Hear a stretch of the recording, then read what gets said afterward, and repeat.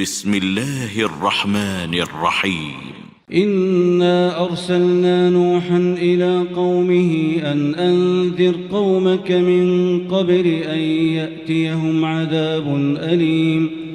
قال يا قوم إني لكم نذير مبين أن اعبدوا الله واتقوه وأطيعون يغفر لكم من ذنوبكم ويؤخركم إلى أجل مسمى إن أجل الله إذا جاء لا يؤخر لو كنتم تعلمون.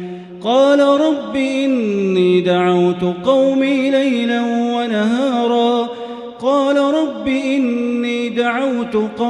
ليلا ونهارا فلم يزدهم دعائي إلا فرارا.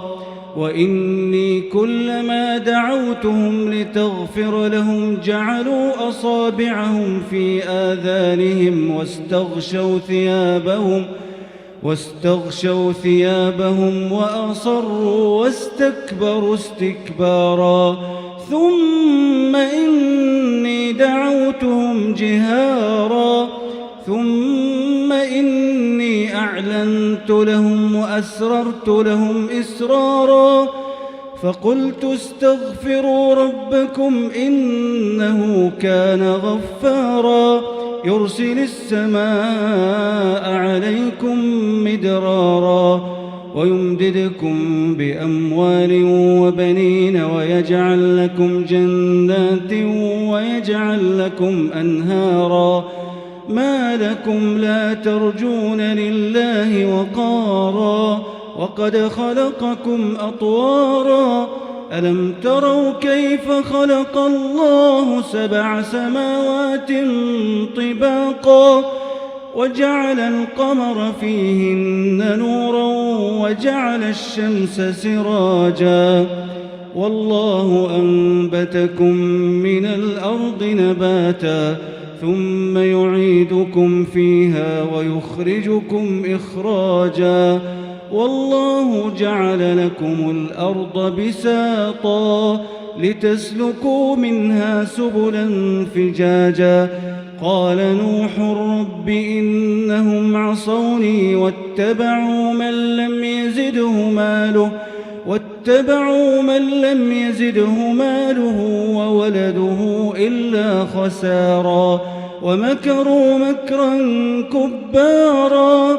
وقالوا لا تذرن آلهتكم ولا تذرن ودا ولا سواعا ولا يغوث ويعوق ونسرا وقد أضلوا كثيرا ولا تزد الظالمين إلا ضلالا. مما خطيئاتهم أغرقوا فأدخلوا نارا فلم يجدوا لهم من دون الله أنصارا. وقال نوح رب لا تذر على الأرض من الكافرين ديارا إنك إن تذرهم يضلوا عبادك ولا يلدوا إلا فاجرا كفارا.